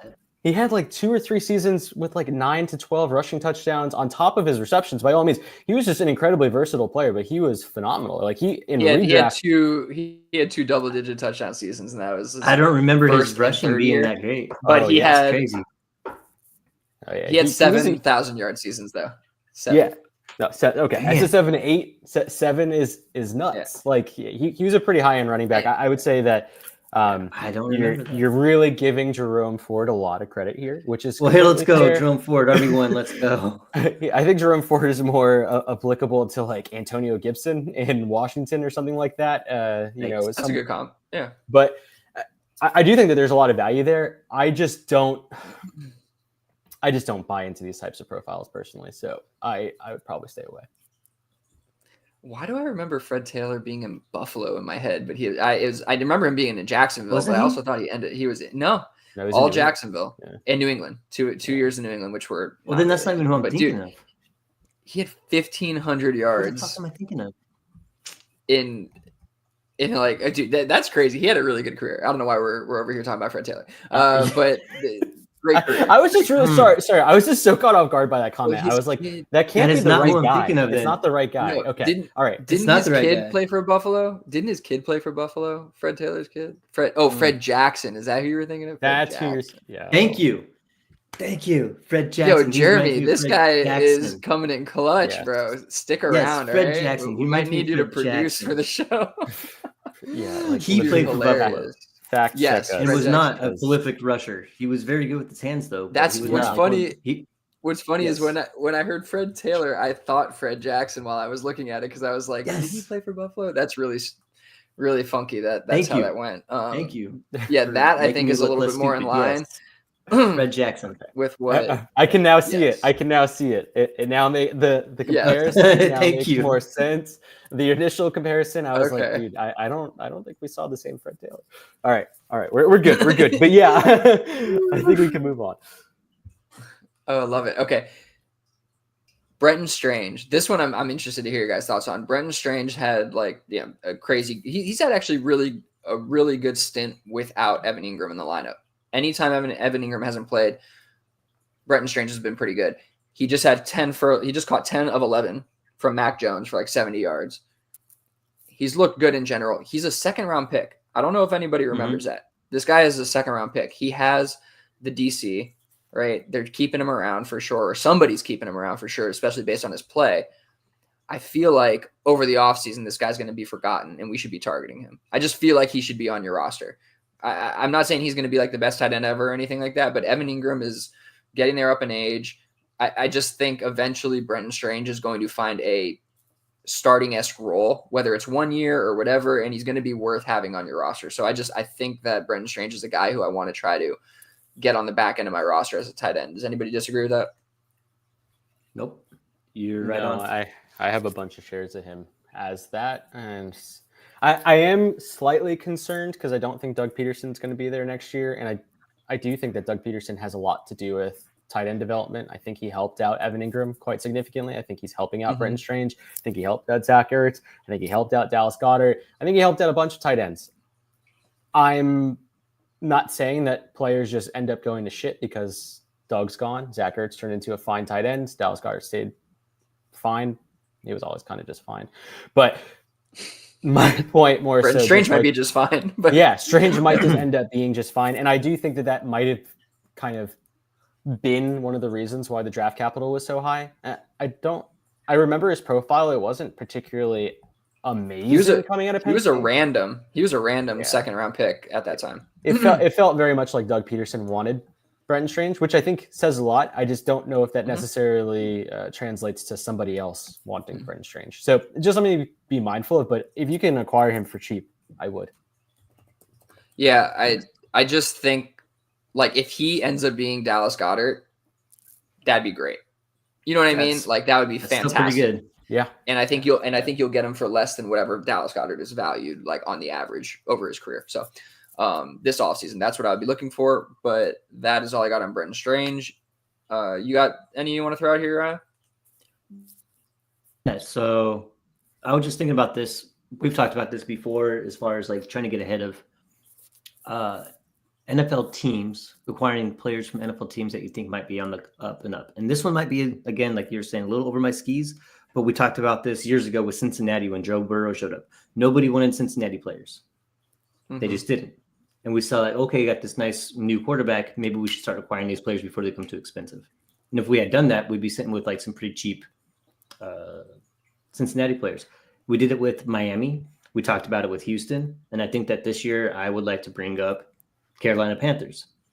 And I know, hey, you guys didn't laugh, so that's good. But I honestly, what you've seen from Bryce Young since he's been back from timeout is a little. It's something to get like feel a little bit positive about, right? You can start to get a little optimistic that okay, maybe they're doing a little bit of something there. So maybe let's look at some pieces there that you think might have some legs going into next year, just in case. What if they are actually pulling it together there, and Carolina Panthers aren't going to be a laughing stock for the next 10 years? Maybe they make a run at it. And we saw it with Houston, right? So I'm not saying that Bryce Young was rookie CJ Stroud, but I think there might be something there. So you have the players. You have Jalen Coker, rookie who had, this last week he had a really good game, and he's been pretty good in the opportunities he's had. Xavier Legette been disappointing this year, but also just a player there that's new along with Bryce Young that could be coming along with that team. And then also the tight end there, JT Sanders, is also another player that I'm like, I think all three of these players are very easy and very cheap to acquire. And I think that it would behoove us to try to, if you believe that you are seeing some sort of turnaround with this team, that maybe it might be beneficial to try to go and acquire a piece when it's going to be the cheapest ever.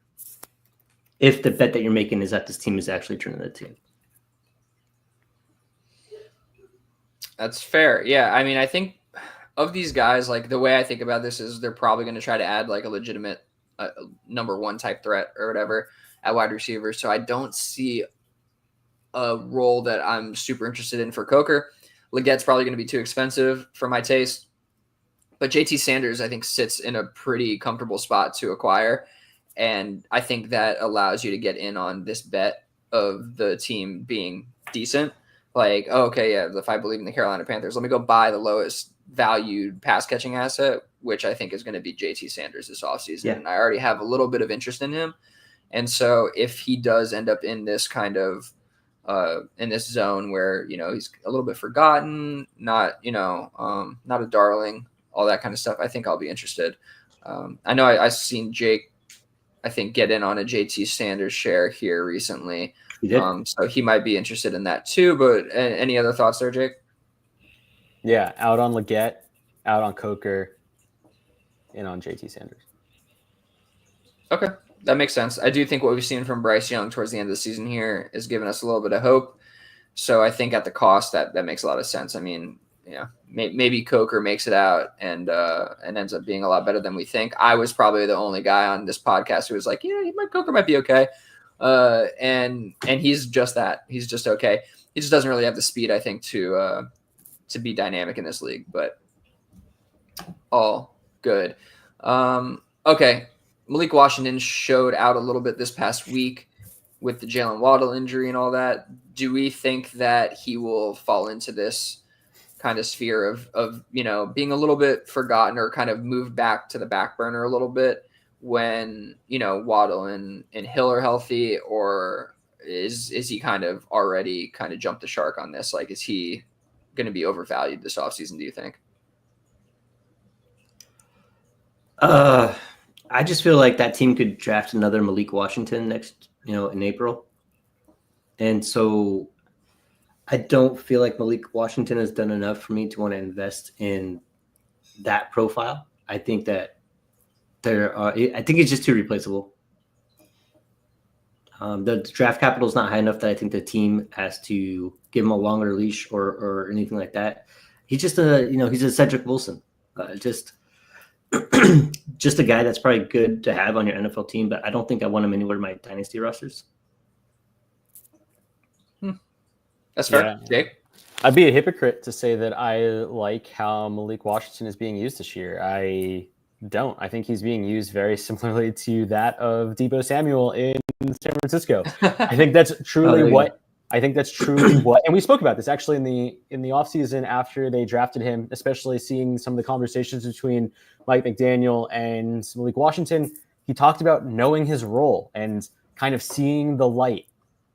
That isn't something that I necessarily wanted, but I thought maybe if he's more productive in that role, there could be maybe something bigger there.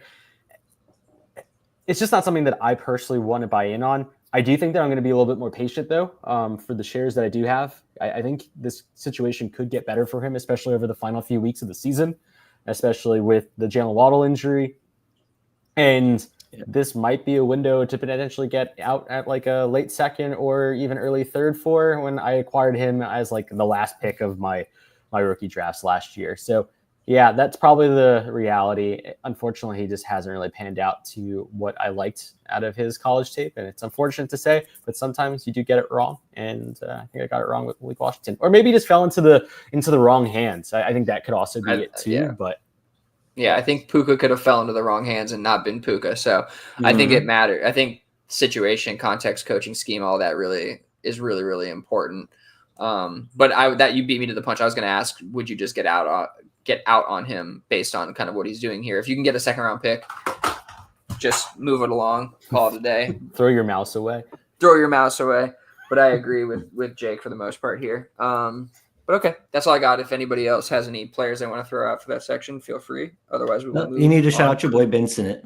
I think that I decided not to because I figured we talked about him enough. You have talked about him enough, but just throw it out there. Ben Sinnott, I believe, is going to have a chance to be that guy next year, but the next few weeks will be telling. So I think we have an Ertz injury issue right now, and he did split with what's the other guy? Bates. Yeah. Yes. Bates. And so I believe that the usage between the two was actually pretty favorable for Ben Sinnott, slimly, but definitely after the next 3 weeks, I think this will be one of those guys that I think that Billy's going to be looking at himself next year, this time being like, "Hey, I told you guys so." So, and that's what we hope for. Yeah, Ben Sinnott. With that, I'll let you guys finish your trades. I'm gonna get out of here. Go take my puppy for a walk and all that stuff. So.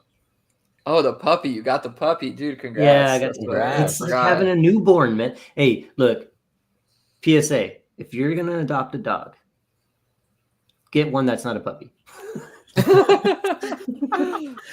Get one of them older guys, 3 years old, settled down, balls have already dropped, potty trained, all that stuff. But this puppy is it's really fun. Really fun, but what's their name? A lot of work. Tuck. Tuck? Tuck. That's his name. Yeah. Nice. You're gonna be calling that thing Tuck. There's not gonna be two Tucks. It's gonna be sometimes I call him in Tuck like a year. Tuck. Yeah. Oh. Well, if you had kids that were my age, my kid's age, there's a movie called like Raya and the Lost Dragon, and she rides around on this like a big roly-poly thing, and its name is Tuck. Oh yeah. You mentioned. I think you mentioned this. That makes sense. That makes sense. Yeah. Kids. Y'all finish it off. I'll see you guys next week. Yeah, later. All right. Awesome. Good stuff. All right. So we're going to hop into some dynasty trades here. We have some good ones here, some DU trades, but also this playoff trade, which I think is going to be an interesting discussion. Let's hop into it.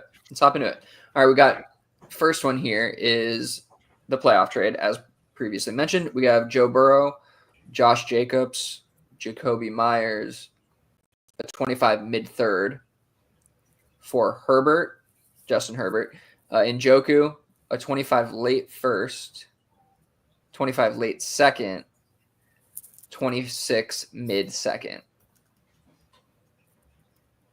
It's a lot of pieces. And obviously, I guess not obviously, but it seems like one team this is a playoff trade, so one team's competing and the other one's not. And I'm assuming the one that's getting the late first and all the picks is not. Yeah. This one's tough because I really do want to just say the Herbert side. Obviously that's ignoring the fact that Joe Burrow just scores a lot more points, at least right now. But it just feels like the Josh Jacobs, the Jacoby Myers, it's all declining assets, and the other side is pretty comparable with Herbert, and then you get Njoku and you get like the first, the seconds. I kind of like that side, and obviously if I'm competing, like that's not going to make sense for me. So the context and the team that your team build matters with this. So I think it's a fair enough trade, though. I think the Burrow side's a great side to acquire too. I think it's pretty close, but in a vacuum, I'd probably lean the Herbert side. I don't know. What about you? What about you, Jake? Yeah, no, I think you broke that down really well. I saw the wheels churning. It was like, I don't know which direction to go. It's funny. Well, I voted for that side in the Discord. I didn't know. I wanted to say kind of how my thought process was working out. Yeah, no, it's completely fair. And I don't think that there's a wrong side. I think it's one of those great trades where it just makes sense for both sides. I don't think the person acquiring Burrow, Jacobs, and Jacoby Myers and the third are necessarily hindering their chances for next year either by going all in this year, and because they'd be basically giving up somewhere between the 109 to the 112, and then they would also be giving up the 209 to the 212, something along those lines. It's just like, I'm okay with that being kind of my risk, especially if I know I'm not particularly good at understanding rookie incoming classes. And to put some additional context into this is that like rookie league that I'm commissioning. So these are all folks who have never played Dynasty before, first time. And I do think that had some kind of merit. It was like, I don't necessarily trust my own analysis for this first to necessarily have its most value at the end of the round. So, taking potentially a player who's drafted outside of the first round in the NFL draft, do I necessarily have that much comfort in my own abilities? With that being said, I think I would much rather go in on the sure bets. That being said, I don't want a guy like Josh Jacobs, even with his performance this year, with the idea that I very well could get knocked out in the semifinals, and then I have Josh Jacobs.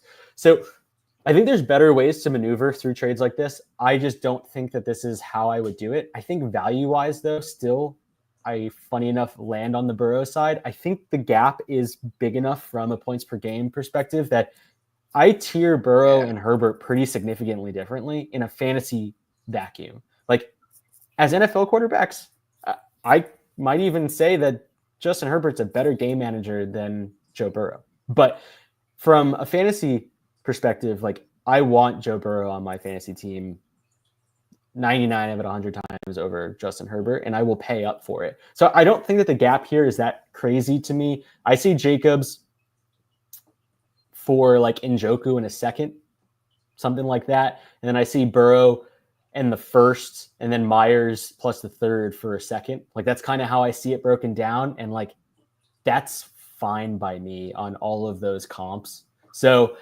like, I tend to lean for the Burrow side just from like a pure fantasy perspective, but I do love this for someone who's quote unquote rebuilding. Now, here's the best part about it. And the last piece of context, the person acquiring Herbert, the first and 2 seconds in Njoku, was in the playoffs. So they're a contender already. They didn't really give up all that much. They're just basically sold immediately after getting knocked out of the playoffs and found a way to kind of re-rack. I think it was a really smart trade from him. So shout out to a guy who's literally never played Dynasty before. I think it was a really, really heady trade and a good way to get out on some assets, as long as your QB2 is going to make up some of those points between the gap between Burrow and Herbert is kind of the way that I see it. But all in all, good trade. Yeah, no, that's a great breakdown of it too. I agree. Okay, survival trade. This is in your Guillotine League? This is in the Guillotine League, and the reason I put it down as survival trade, kind of similar to the trade above, I got knocked out of the playoffs, unfortunately. But the way that the bottom half of the league works is that every week, the top 2 highest point scorers go through. So basically, it's almost like it's not best ball, but it's like highest points go. It doesn't really matter about the matchup. And so what ends up happening is the last 2 teams that remain end up getting chopped. So the last 2 teams that are left at the very bottom are no longer there. Those teams end up going back into, or their rosters end up going back into a supplemental draft, and you get to choose from rookies and vets in that supplemental. So that's just some context. The trade is Jonathan Taylor for Zay Flowers and an early 2025 second. So the league is currently 14 players. It gets cut down to 12. So only 12 people are making picks next year. So this is like a standard 12-team draft. Yeah, I mean, you like, either way, I think that it's not a terrible idea to get out from JT for Flowers in an early second value. Like I think that's actually pretty good value. For a running back, it's hard. Like that right there is essentially a mid first plus an early second, and that's kind of what you can expect for a guy like JT. And essentially, what I told you, I think offline was, there's the situation, or maybe I said it on here, but with JT, it's the situation, it's the quarterback. It's kind of all encompassing where it's like not optimal for JT. So I think that given your situation, this makes, given the situation in that league and the way that, everything kind of works out. I like the Flowers in the second side here. Outside of that, I think it's pretty close anyway. Like outside of the league format, you know what I mean? I think it's actually a pretty close trade either way. Yeah, I agree. And it was funny because when I originally sent it to Billy, I didn't tell him the context because I want to know what just like pure dynasty would say, because I do think that the pick has more value in this lens. So it was just kind of interesting to think about, because when you think team rosters, we'll call it like 22 or something like that, 20. There will be 44 vets that get pushed in. Now, obviously, these are the two shittiest teams in the league, but still, in some of these teams, you have guys like, I think there's like T. Higgins, Mark Andrews, Joe Mixon, like players like that are getting thrown in. Obviously, Jonathan Taylor's getting thrown into one of these teams as well. To the draft pool, you mean, right? Yes. It gets thrown into the draft pool. So like that early second, you could pick a vet with, not a rookie. If you Exactly. Yeah. So, or I can end up picking potentially like which makes it even more valuable, obviously. Yeah, exactly. And I can potentially even get, let's say, even like a late first round rookie pick in the early second, depending on like where the teams fall. So it just adds a lot of additional granularity. And like I did something similar a couple of weeks ago with JSN, and I sold JSN for an early to mid first and a second in this league, with the same kind of idea. Is like, I know I'm giving up quite a lot in like quote unquote dynasty value for not a lot of like true return, but I do think that those two available vets probably in those roles will be significantly more beneficial in this forum, because you make all of the money at the end of the 5-year guillotine window, versus the annual windows aren't really that big of a price pot. So yeah, things to look out for. But cool, thanks for working through that. I dig it. Next one we got here is Jonnu Smith for 27 second and aforementioned JT Sanders. Oh man, yeah. I mean, this is pretty clearly for me the Sanders and the 27 second side. That said, I can see Jonnu maintaining not exactly what he's doing, but the role that he's in. I could see him maintaining it on this team. There's no reason why not, Like I think that's how they would like to play. I think that the receivers are going to change over the next couple of years potentially. And so he might even have an elevated role. So I'm not saying like hold on to him. I think you need to be getting a second plus for Jonnu Smith right now. Like just based on the points he's scoring, it's damn near first round value. Now he's a 29-year-old tight end who has just started doing this. Nobody's giving you a first round pick. So I'm not suggesting that's what you need to be holding out for, but I think you need to be getting, 25, 26, 27 second plus something that is developmental at the very least. So, if you can do like a 25 second and a 27 second, smash, like I'm great with that. Like those are the kind of things I want to do with Jonnu. But I think that he just does have value that's going to maintain a little bit more than we're used to with Jonnu is kind of how I feel about it. But any thoughts, Jake?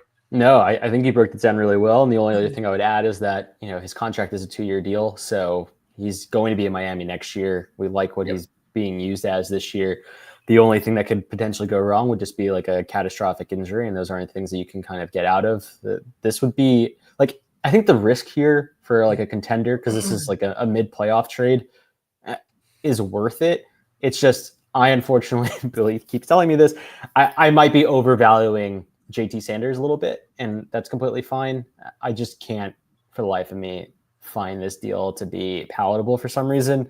And I haven't been able to find the way to get this deal done, because I need to get it done. I need to get something in this vein done. I think I think Does he have earlier picks that you could acquire? Like this, like earlier. I'm second, actually like- trying to acquire Johnny Smith. Oh, you're trying to acquire Johnny Smith, and you don't feel comfortable trading the 27 second. I'm fine trading the 27-second, just not JT Sanders as being like, And right, because you really like. Okay, gotcha. Yeah. And I just acquired him. I thought that the price that I acquired him I mean- for was a little expensive, to be honest, and so I wasn't super thrilled. But I hate to say it because like it could blow up in both our faces, but because I'm starting Jonnu in too many places probably, but I just with the Waddle injury and everything, like he could easily carry you through the playoffs. Like that's the idea, yeah. And for a 27-second plus JT Sanders, like that seems like an okay cost to be doing it at. But I understand your hesitation because once you kind of have an affinity for a player, it's hard to negate that from the evaluation process. It just is, and we talk about this all the time. It isn't even just an affinity for the player. I actually don't even like his profile that much. I just think that the circumstance and how I acquired him, like this trade, in my opinion, has me like throwing JT Sanders in when I just literally acquired him for not a throw-in. So it's like I'm automatically losing value on what I think is a depreciating asset. Now, depreciating in what window? Like I don't really know, but that's kind of what I have to try and swallow, and I'm having a hard time swallowing at that price. So I will try one more time. I've gone back like every 24 hours with this person to try and get it. I'm like, oh, that's too expensive. Come back. Oh, it's too expensive. Come back. And they're like, this is my final offer. And I'm like, all right, we'll see. So yeah, we'll see. We'll see. Let's see what I can come up with, and we'll see what final offer really is. All right. I basically told him I wasn't going to send him the 27-second in general for him, and we got there. So I'm sure he feels like he's. So you've already made the concession. You already made the concessions, and maybe you have a little bit of room to push back. I do think that the idea that Jonnu is going to carry value at least through a portion of 25 should give you some confidence that you can get back out of him for at least half of what you're selling him for. And I mean the second. Yes. And potentially exactly what you're getting rid of if JT Sanders just doesn't pan out. And then it's 27-second. You know what I'm saying? So like just through that lens, I would still try, like you're saying, to like maneuver a bit. But I think at the end of the day, like if this is going to be carrying you through a playoff run, like that's like 15 to 20 points. That's like been damn near guaranteed. And I don't like doing that with a Jonnu Smith type player because it's not guaranteed, obviously, but it's been really good. So I just don't think that price is that expensive to like not get that on your team. You know what I mean? Like, yeah, I do. And the worst part is I'm against Jonnu in my other two players. So in my mind, I'm like, I want to acquire him for when he fucks me in my other team. So I can fuck you. Yeah, no, absolutely. It's terrible logic, but that's how I feel right now. It's great logic. It's petty logic. That's what we work with around here. All right, Team Petty. Final trade here. We got TJ Hawkinson plus Jameson Williams for Kyle Pitts, late 25 first and a 26 third. Okay, so we alluded to this earlier in the show. I mean, I'm just going to kind of tell you how I think about it. I feel like the late first, I feel like TJ Hawkinson is worth a late first, right? That's how I feel about it. I'm not looking at you right now. I'm looking at the sheet. I'm so I don't know. I'm shaking my head up and down. Yeah. So I think that right there, that's the split for me. And then obviously Pitts could have plenty more value than JMO, but I think unfortunately they're a lot more similar in value than we want to admit. And we can split it a different way. Sure. I want Hawkinson way more than I want Pitts in a third. And I'm comfortable enough taking on JMO at that late first cost to do that. And so either way I split this in my mind, I just feel like I'm getting more guaranteed production and assets with the Hawk side. And I could probably flip JMO for near first value. Really? Yes. Yeah, absolutely. Near first value for JMO? Yeah. He's had a pretty solid year. He's easily Yeah. worth a second. Easily worth a second. Yes. Easily. I just Okay, don't- so I don't I know if- think Okay. so. I mean, that's how I'm viewing it. Like if it was Hawk in a second for Pitts late first and a 26 third, like I'd probably still be okay doing that. Like I mean, this again hinges on how comfortable you are taking on the risk of Pitts. Like I understand that late first is pretty valuable, but that could also be a miss, So I don't know. I'm just not comfortable with the Pitts side, and I guess that's where it all hinges on. I'm just not comfortable with that side, and I'd much rather the guaranteed side of Hawkinson, and not that JMO's guaranteed, but I'm Hawkinson, plus that value of JMO that I think that can be flipped for a pretty significant value. Okay. Yeah.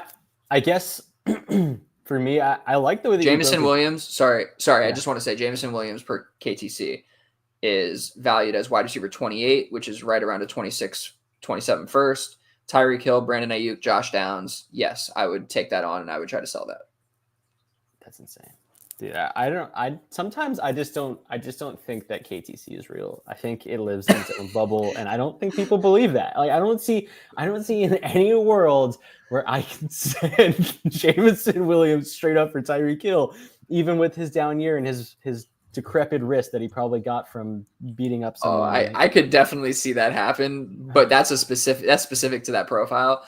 What you don't see or that I see is he's worth a first, and you could trade him for that. Like he's had a decent year, man. Like 5 for 80 the week before, 3 for 37 and a touchdown. Like he's getting 4 for 124 and a touchdown, 5 for 64 the week after. Like he's involved, you know what I mean? And he's doing things that people would get excited about. Me? No. But like I'm just saying, like people are going to get excited about that, and that's why he's valued in that range. So I think you could reach a year out and get a 26 first from a contender for Jameson Williams. Yeah. It's just crazy to me to like look at his game log and then compare it to Khalil Shakir, and you're telling me that people are going to sleep on Shakir, but they're going to be high on Jameson Williams. Like I hear you, and I don't think you're necessarily wrong. I just don't understand the That's logic. what I'm telling you. So like, yeah, I guess that's kind of where my brain is at. I just don't. The people who here's the craziest part is that if the people who think that Jameson Williams is worth the first probably also think that Pitts is worth the first is kind of the way that I would see it. It's the same population. I mean, I know what you're saying, and I had that in the back of my mind, but I don't agree. I just think Pitts' value is that depressed right now, and JMO's this way, Pitts is this way. But they're starting from different. JMO is starting from here, and Pitts is starting from way up here. That's the only difference. JMO was starting from like here, and then he had like the ACL tear, and then it went and then it went and then it went back up. Yeah, I hear all that. I guess I just think that there's still a market for Pitts, and I think I personally saw this as Pitts being more easily sellable in tight end premium leagues as a first, which is a fair assumption. Than Jameson Williams, and so I saw this as being clearly 2 firsts and a third for what I see as a singular first and a second, and so that's kind of all hinges. That, yeah, in per KTC, Pitts is not worth a first. Is that with the tight end premium bonus? No, I lied. Let me see. I'm probably wrong now. Let me see. He's valued, a 27 late first. Yeah. Fuck, that's basically a second. Like that's terrible. Yeah. Oh, okay. All right. Well, I mean, at the very least, I think that we should be able to come together and compromise and say they're both worth about the same market. Yeah, and if that's the case, community-wise, then I do think that you're getting an added third on top. Yeah, but with much more risky assets though. A late first that you don't know what it's going to be, a Pitts that needs to pan out, and a third that you don't know what it's going to be, or a Hawkinson who is a great tight end, and JMO who seems to be turning it around a bit in a great offense and is pretty market friendly. Like that's how I view it. You know what I mean? And so like I don't think you're wrong. I'm just trying to like explain why that I don't think you're wrong. I mean, we have no idea who's right or wrong for a while, but I'm not trying to like, I think that it's a lot closer than we think. And I think that for both of us, I think that like I need to compromise a little bit and understand that it's a little bit closer on that Pitt side because I'm completely like just like off of Pitts. And I think it's a little bit closer on the Hawk side because like JMO is a little bit more valuable than I think this podcast gives him credit for. Honestly, like I'm just going to shout out some trades that are going down with Pitts over the last 4 days. Pitts in a second for Fryermuth. Fuck. What? Pitts in a 26 second for Mark Andrews. Okay. The fuck? I was about to say the trade. It's on Dynasty Daddy's database. I was like, did you know? What, this one? This trade? Hey, yo, shout out Dynasty Daddy. That shit is legit. It's so good. That's wild. Yeah. Pitts and Wandale for Njoku. James Conner for Pitts straight up. Pitts for Tucker Kraft. James Conner for Pitts. Somebody traded Pitts for Conner. Wow, that one is in a non okay. tight end premium, but the rest of these are all tight end premium. Pitts for Jonnu Smith in a fourth. Like, okay, maybe the Jonnu owner is right, and they should not be getting what I'm trying to hold out for. That's nuts. Kyle Pitts for DeAndre Hopkins in a third. Like, you're not wrong. His value is insanely suppressed, and I am out of depth. And you know what? I'm gonna flip my vote. I think that Hawk and JMO is the right side. Sorry. Look at that. We did it. We spent enough time. We got Jake on my side. We were gonna go until 11 o'clock tonight until he just said, yeah, you're right. Hawk and JMO. I think it's a lot closer like this trade was like. When I first looked at it, I was like, oh, fuck, I really don't want to vote for that Pitt side. And I just I was like, I really do think that the Hawk side is a little bit more value over time. But I think you can make an argument for both. But I appreciate that you can see my side on this. I don't mean I appreciate like you. I just mean I can appreciate that you see my side on this. I know. You like to take your wins when you can get them. I get it. That's not Oh, that's not even it. But okay. We're about to get out of here, but Lapisaurus did leave us with something. Any thoughts on Rattler? Had a better stint as a starter this second time around with no turnovers.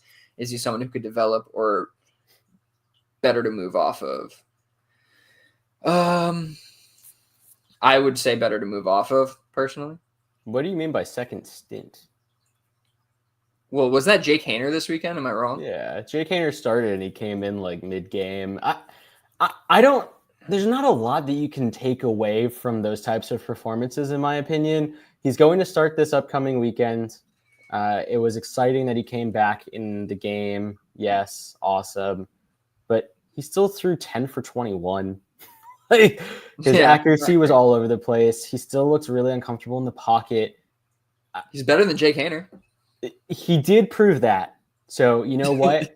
I was just playing Road to Glory in college football 25 because I suppressed playing that game for way too long, talking about suppressed value. So I decided to play Road to Glory, and I have my quarterback who was playing at Northwestern his freshman year because it was the only place I could legitimately start that had a decent program, and by decent I mean like 2.5 stars. And second year, I decided to go into the transfer portal to Miami, even though I knew I was going to be the second string. Funny enough, I lost the second string battle the first week because I didn't know how to do any of the like little skill point games. And so I lost it. I'm just sitting there with my Road to Glory no longer being very glorious. Glorious. Glorious. Yeah, gloryful. Wow. Jeez, please no one edit that. So don't click that chat. So anyway, long story short, I do think that some of these quarterback battles are really won with very, very fine margins. And I think both of these quarterbacks are pretty dog shit. I wouldn't go out of my way to acquire, but he's clearly better than Jake Haener. So, that's a plus. Do what you will with that. If you want to hold him and be patient, like whatever, I just think that they're going to probably, I mean, Derek Carr's coming back. Like Spencer Rattler, I don't see it. I just don't see where it happens that he becomes a consistent starter. That's kind of where I'm at with it. He hasn't been good enough. He'll be a backup in the league probably.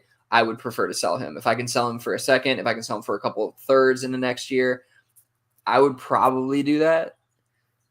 So, yeah, I guess I'm on the better to move off of Spencer Rattler. Sorry, we got one more trade. Came in on the Discord. Sorry. People want their trades to be voted for. I like it. Thank you. Thank you for submitting it. Absolutely. James Conner. Oh. the break between the two. Yeah. The two of us. All right, go ahead. That was on me. On me. I'll take the blame for that one. James Conner plus Juwan Jennings for CMC. God, do I hate that trade. Man, I don't know. Like, just knowing myself, I don't know if I could do that, if I could trade CMC for that package. But yeah, I'm gonna leave it there. I don't think I could trade that. I don't think I could trade for that package for CMC. But that may be the wrong perspective, man. Like, James Conner is probably a comp to CMC at this point in their careers, just given the kind of injuries that CMC is dealing with, because they're not going away. Like, tendonitis doesn't go away, you know? So we may have just seen the best of CMC, and that is in the past. And James Conner is a very productive running back. And if this takes you to the finals, Juwan Jennings doing it. Yeah. You might have to just do it, man. Yeah. I think that this is a completely reasonable trade to make in the playoffs. I do think that James Conner and CMC, to Billy's point, are almost comparable assets. And I feel like you can get off of CMC and add basically an additional second on top. That feels worth it to me. Jennings does have probably a window if Debo doesn't come back into that offense. I'm not saying that they're going to be used the same, but I do think that he'll have, basically taking on those targets. And so this seems really reasonable. I don't love it, but it's also like sometimes you need to have like brute force trades in the playoffs to just make sense. This feels like a very strong brute force trade that just makes sense. And if I remember correctly, James Conner, let me see his schedule really quickly. I want to say it's actually relatively nice for them, and they're going to be competitive. They are playing Carolina and the Rams. So Carolina's defense surprisingly is a little bit better than I think people think, but I think their run defense isn't particularly great. So, and the Rams are. So he should have, like, I think this is one of those things where we need to, as a community, be able to get over the name brand value of a guy like CMC and be able to look ourselves in the mirror and say, hey, like, the best is behind us. Yes, like, he could come back and be electric, but does this trade make sense? And I think it does. I think this gets you there. So I think that is a interesting trade. Also giving me some ideas about my team in the playoffs that lost CMC. Maybe not that I could do this exact trade, but maybe there's something in the same vein that works. Because at some point, like, you got to move off. Moving off of CMC is going to be good business. You know what I mean? And so I think that we need to start coming to terms with that. And so that's something I'm going to be looking myself in the mirror after this and seeing if that's something I want to do with the one CMC share I have. That said, I didn't say it at the top. Overall running back one this week, James Conner. Yeah, that is my hero /0 running back that I have on so many builds. Like, he is the guy. I've committed myself in the last 2 years to having so much James Conner. It's kind of ridiculous, but he continues to find windows of opportunity at relatively low cost and continues to perform at a really high level. Joe Mixon was another good one too. These are two. Billy hates Joe Mixon, but those are two good running backs at that place. I'm curious to see, and maybe that's a conversation we start thinking about moving forward, is talking about kind of our own strategies and who certain types of players are that fit into our own strategies. So something to keep in mind. Interesting. We'll talk about that more offline and create a little segment around that. I once wrote an article on Joe Mixon being Dynasty RB1 like 6 years ago or 5 years ago or something. So blasphemy, Jake. You just don't put that on me, all right? Sorry. I must have been talking about your twin. Yeah, exactly. Chameleon demon.